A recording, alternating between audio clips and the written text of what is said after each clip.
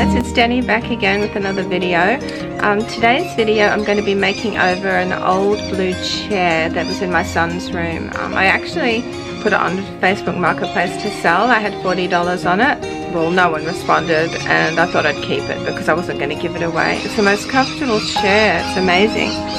I'm going to be doing a makeover, so I'll be recovering it and painting it. I just wanted to show you how I do it actually, because I've recovered so many things.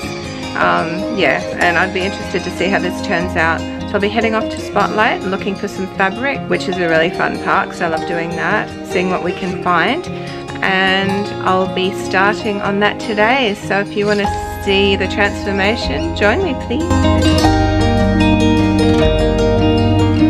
As far as slip covers for furniture goes, this project will be quite easy because I'm simply making a pattern from the existing chair cover, which is half the battle done really, and not having to make the pattern from scratch and measure it and getting all the measurements right. So I essentially deconstruct the chair cover. So that is, I take it apart and I'll label the pieces as I do this. There are two ways I could do this. The first two is unpick the stitching and keep the seam allowance in place, but I'm taking the quicker and easier option, and that's just cutting along the actual sew line, but I will have to add a seam allowance when I cut out the pattern. I decided not to put this panel at the side back in, and I'm just going to cut straight up the middle of it just to make it quicker and less fiddly to sew. I don't think you need it. I think they put it in for extra strength, but I will just put stitches down the side and that will give it extra strength. When I've separated all my pieces of the puzzle, so to speak, I will get them ready placing on my fabric and cutting. At this point I fold my pieces in half to make them symmetrical. This not only makes it easier to cut, but I'll also be able to get a completely symmetrical, precise result, and it's just easier to work with than one big piece of fabric. In some circumstances this might not be possible though if your fabric's odd shape. If it isn't, definitely fold it in half. I'm just pinning it folded. I'm not actually tracing this on paper and making a paper pattern. I'll just be using and keeping the fabric as a pattern, and as you can see I'm putting the relevant instructions on each piece so that the 1.5 seam allowance to be added, and also a reminder which side goes on the fold of your fabric so that you know exactly what you're doing when it comes time to cut out.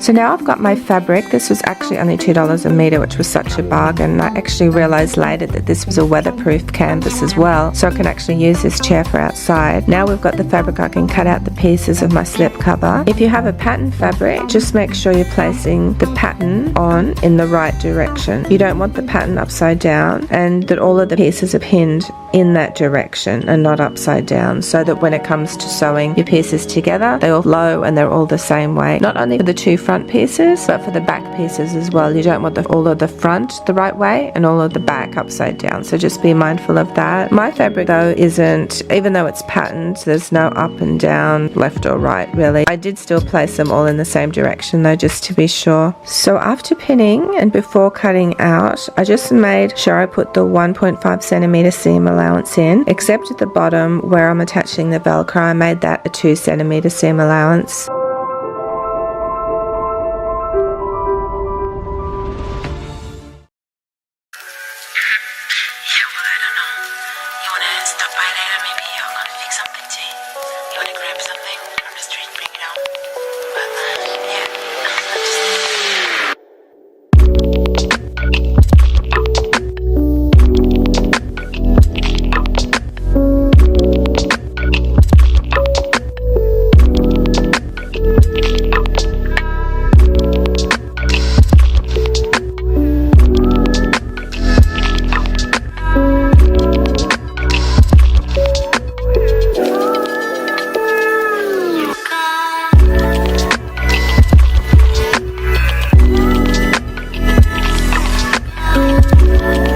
This is a very simple cover, really easy to do, and there's only 4 pieces in it. So I'm just going to pin the 2 front sections together, the top and the bottom, and I'm doing the same with the back pieces and then sewing them in place.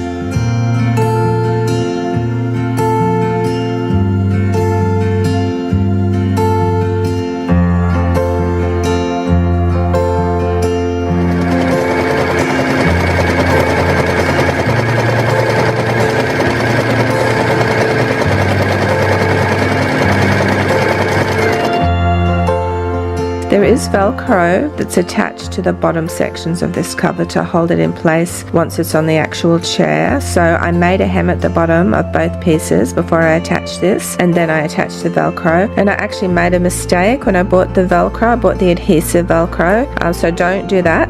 Don't get that, because the sew-on Velcro is much stronger. When I realized this mistake, I thought I'll just sew the Velcro on anyway, but I couldn't because the adhesive just stuck to the needle and it got all stuck. So yeah, just buy the sew-on Velcro to be safe. I then just sew the back and the front pieces together, and for the cover, that's done. It's as simple as that.